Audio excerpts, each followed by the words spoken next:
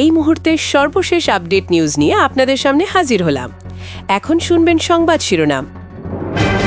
মোদির বাংলাদেশ দখলের ছক ফাঁস, মমতা হারলেই ভয়ঙ্কর পরিণতি হবে তারেক রহমানের, ক্ষমতা হারাবে বিএনপি। আরও জানাবো, মমতার তৃণমূলকে হারিয়ে পশ্চিমবঙ্গের ক্ষমতায় আসতে পারে বিজেপি। আপনারা দেখছেন লাইভ নিউজ বাংলা। এতক্ষণ দেখছিলেন সংবাদ শিরোনাম, এখন দেখুন বিস্তারিত। ২০২৫ সালে মাত্র ২ মাসে ভারত ৪,০০০ মানুষকে পুশ ইন করেছে বাংলাদেশে। ইন্ডিয়ান এক্সপ্রেসের রিপোর্ট থেকে এই তথ্যটা সামনে এসেছে। অনেকেই যুদ্ধ মানে ট্যাঙ্কের গর্জন, ফাইটার জেটের বোমা ফেলা বা সীমান্তে গোলাগুলি বোঝে, কিন্তু এখনকার ভূ রাজনৈতিক হিসাবটা আর সোজা সাপটা নেই। একটা দেশকে চিরতরে পঙ্গু করে দিতে আজকাল আর সরাসরি সামরিক আগ্রাসনের দরকার হয় না। কেবল জনসংখ্যার বোমা মানে ডেমোগ্রাফিক ওয়েপেন নিয়েই দেশের ভিত কাঁপিয়ে দেয়া যায়। আর ঠিক এই অস্ত্রের জোরেই এবার বাংলাদেশকে টার্গেট করেছে নয়াদিল্লি। মোদি সরকার ঠিক কিভাবে কাজ করছে তা নিয়ে কথা বলা দরকার। প্রকৃতপক্ষে এমন একটা হুমকি দাঁড়িয়ে আছে যা সফল হলে বাংলাদেশ কয়েক মাসের মধ্যে বিশ্বের সবচেয়ে বড় রিফিউজি ক্যাম্পে পরিণত হতে পারে। ভাবুন তো, আপনার আশেপাশে কয়েক কোটি নতুন মুখ, ভিন্ন পরিচয়ে, ভিন্ন বাস্তবতায়। সাউথ ব্লক আর বিজেপির থিঙ্ক ট্যাঙ্কগুলো সেনাবাহিনী না পাঠিয়ে শুধু বিশাল জনসংখ্যার ঢেউ দিয়ে বাংলাদেশের ভিতটা নাড়িয়ে দেওয়ার চক্রান্ত সাজিয়েছে।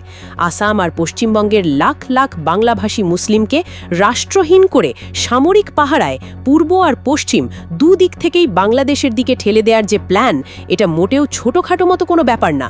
মোদি সরকারের রাজনীতির জন্য এটা লাইফলাইন হিসাবেই দেখা হচ্ছে। এটার মূল ফর্মুলা বা ফাঁদটা কিভাবে বানানো হয়েছে? কেন এই পরিকল্পনার রোহিঙ্গা সংকটের চেয়েও শতগুণ ধ্বংসযোগ্য ডেকে আনতে পারে? আসুন একটু বাস্তব জেনে নিই। বড় কোনো প্ল্যানের জন্য আগে গ্রাউন্ড ওয়ার্ক করা লাগে। বিজেপির পুশিন থিওরির গ্রাউন্ড ওয়ার্ক শেষ হয়েছে মাত্রই পশ্চিমবঙ্গের নির্বাচনে। খেয়াল করেছেন নিশ্চয়ই, এই নির্বাচনে ভোট পড়েছে ৯৬%। অবিশ্বাস্য? আপনি নিজের চোখেই দেখুন। পরিসংখ্যান অনুযায়ী এটা অসম্ভব এবং অবাস্তব। এর মানে মোদি সরকার নিখুঁতভাবে রিগিং করেছে, ভোট চুরি করেছে। তাহলে কেন? এই চুরি বিজেপির কাছে রাজনৈতিক আর ভূ রাজনৈতিক দুদিক থেকেই লাভের। প্রথমত, পশ্চিমবঙ্গকে অস্থির করে তুলেছে যাতে মমতা ব্যানার্জি আর তার দল বিজেপির বিরুদ্ধে দাঁড়াতে না পারে। ভোট চুরির পর রাজ্য জুড়ে অরাজকতা ছড়িয়ে দেওয়া হয়েছে। আর অন্যদিকে তৃণমূলের অস্তিত্বই সংকটে পড়েছে। এমন পরিস্থিতিতে জাতীয় পর্যায়ে বিরোধী জোট পুরোপুরি ভেঙে যাবে। আর মোদি অমিত শাহের জুটিকে চ্যালেঞ্জ করতে ভবিষ্যতে শক্তিশালী কোনো বিরোধী পক্ষ আর কথাই বলবে না। মোদির কাছে পশ্চিমবঙ্গের ধ্বংসতাই দলীয় একচেটিয়া রাজনীতির প্রয়োজনে অনিবার্য ছিল। কিন্তু এখানেই শেষ নয়। আসাম আর পশ্চিমবঙ্গের জনসংখ্যা একটু খেয়াল করুন। আসামে ২৬%, পশ্চিমবঙ্গে ২৭% মুসলমান। NRC এর মতো আইন এনে এখন রাজনৈতিকভাবে এই বিশাল জনগোষ্ঠীকে অবৈধ অনুপ্রবেশকারীর তকমা লাগাতে সব প্রস্তুত। মোদির লক্ষ্য এদের আটকে রেখে খাওয়ানো নয়, পুরো রাষ্ট্রহীন করে দুদিক থেকে BSF এর পাহারায় বাংলাদেশের দিকে ঠেলে দেওয়া। যেমনটা আগে আরাকানে হয়েছে, রোহিঙ্গাদের বাংলাদেশে ঠেলে দেওয়া। এটা সহজভাবে কল্পনা করা যায়। রাতের সীমান্তের বেড়া খুলে বন্দুকের নল ঠেলে লাখ লাখ নারী, পুরুষ, শিশু বাংলাদেশের দিকে তাড়িয়ে দেওয়া হচ্ছে। কোনো গুলির আওয়াজ নেই, কোনো যুদ্ধের ঘোষণা নেই, কেবলই বাংলাদেশের উপর চাপিয়ে দেওয়া হচ্ছে এক অচিন্তনীয় জনসংখ্যার বোঝা। যদি এই পুশ ইন সফল হয়, বাংলাদেশের অর্থনীতি, সমাজ, জাতীয় নিরাপত্তা সব তাসের ঘরের মতো ভেঙে পড়বে। এমন এক বিপর্যয় সামনে, অথচ সংসদে এখন সরকারি দলের একটাই কাজ বিরোধীদের গালাগালি। দেশের ভবিষ্যৎ, জাতীয় সংকট নিয়ে আসল কোনো কথাই নেই। এটা শুধু রাজনৈতিক চক্রান্ত নয়, ভয়ানক মানবিক বিপর্যয়ের সম্ভাবনা। বাংলাদেশের জন্য কঠিন দিনগুলো সামনে দাঁড়িয়ে আছে। সবার চোখ খুলে দেয়া দরকার। এতদিন যা রোহিঙ্গা সংকট ছিল, এখন সেটা বহু গুণে বাড়তে চলেছে। বিরোধী দলের সংসদ সদস্য আক্তার হোসেন এ ব্যাপারটা সংসদে তুলে ধরেছেন। আর এ ব্যাপারে বলতে গেলে, সরকার যদি এখনও ভাবছে রোহিঙ্গা সংকটই আমাদের সবচেয়ে বড় মাথা ব্যথা, তারা সত্যিই ভুল করছে। ২০১৭ সালে যখন মায়ানমার থেকে ১০-১২ লাখ রোহিঙ্গা বাংলাদেশে ঢুকে পড়ল, তখন আমরা সবাই অবাক হয়ে গেছিলাম। সেই বিপুল ভার আজ কক্সবাজার, টেকনাফ, সারা দেশের অর্থনীতি আর নিরাপত্তা সব কিছু ধ্বংসের শেষ প্রান্তে নিয়ে এসেছে। বনভূমি উজাড় হয়ে গেছে, স্থানীয় ব্যবসা নষ্ট, আন্তর্জাতিক সহায়তা প্রায় ফুরিয়ে এসেছে। মাদকের মারাত্মক জাল গোটা দেশকে ভোগাচ্ছে। এই বোঝা আমরা খামোখা কিছুদিন ধরে টেনে যাচ্ছি। এবার চিন্তাটা একটু অন্যভাবে করো। আসাম আর পশ্চিমবঙ্গ থেকে 1 কোটি বা তার বেশি মানুষকে বাংলাদেশে জোরপূর্বক পুশিন করা হলে কি হতে পারে? রোহিঙ্গা সংকটের তুলনায় এটা 10 বা 20 গুণ কেন, 100 গুণ বড় এক সর্বনাশ। এই বিরাট জনগোষ্ঠীকে শুরুতেই খাওয়া, বাসস্থান, চিকিৎসা অথবা চাকরি কিছুই দেবার সামর্থ্য নেই বাংলাদেশের। তখন দেশে দুর্ভিক্ষ, চুরি ডাকাতি কিংবা অস্থিরতা এগুলো আটকানোই কঠিন হয়ে যাবে।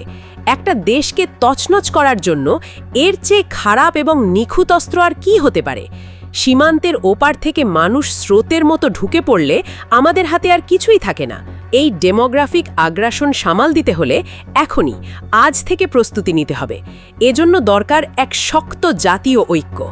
আমাদের ভেতরে হাজারো রাজনৈতিক ভিন্নমত থাকতেই পারে, নির্বাচন, গণভোট, নানা জটিলতা, তা থাকা স্বাভাবিক।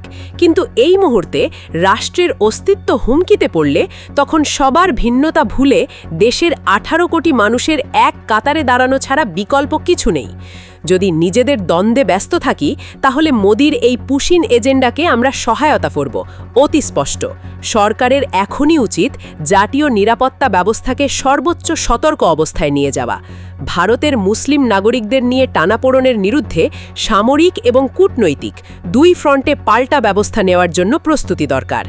বিজিবির পাশাপাশি সেনাবাহিনীর রিজার্ভ ফোর্স মোতায়েন করে সম্পূর্ণ সীমান্ত বদ্ধ করে দিতে হবে, যেন 1 ইঞ্চিও কাউকে অবৈধভাবে ঢুকতে না দেয়া যায়। জিরো টলারেন্স, এটাই এখন জরুরি। জাতিসংঘ, ওআইসি, ইউরোপীয় ইউনিয়ন আর আমাদের বন্ধু রাষ্ট্রগুলোকে এখনই ভারতের এই অমানবিক আর আগ্রাসী পরিকল্পনা সম্পর্কে জানানো দরকার। তাদের বোঝাতে হবে ভারত রাজনৈতিক ফায়দার জন্য পুরো দক্ষিণ এশিয়াকে এক অস্থিরতার দিকে ঠেলে দিচ্ছে। এই সংকটে কূটনৈতিকভাবে দ্রুত চীন এবং পাকিস্তানের সঙ্গে আরও ঘনিষ্ঠ কৌশলগত সম্পর্ক গড়ে তুলতে হবে, যাতে ভারতের হঠকারী কোনো সিদ্ধান্তকে আন্তর্জাতিকভাবে চেপে রাখার মতো শক্তিশালী গ্রুপ গড়ে ওঠে। মনে রেখো, প্রতিবেশীর ঘরে আগুন লাগলে নিজের দরজা বন্ধ করে নিশ্চিন্তে থাকা যায় না। পশ্চিমবঙ্গের এই অদ্ভুত নির্বাচন আর এনআরসি ইস্যু শুধু ভারতের অভ্যন্তরীণ সমস্যা না, এটা বাংলাদেশের গায়ে পরোক্ষভাবে এক পারমাণবিক বোমা ঠেলে দিয়েছে। এই ষড়যন্ত্রের জাল যদি এবার ছিঁড়ে না ফেলি, দুঃখজনকভাবে খুব অল্প সময়ের মধ্যে মানচিত্রে স্বাধীন বাংলাদেশ হয়তো আর দেখা যাবে না। এখন সময় এসেছে চোখ মেলে জেগে ওঠার, কারণ ইতিহাস দুর্বলদের আর কখনো ক্ষমা করে না, এটা ভুলেও ভেবো না।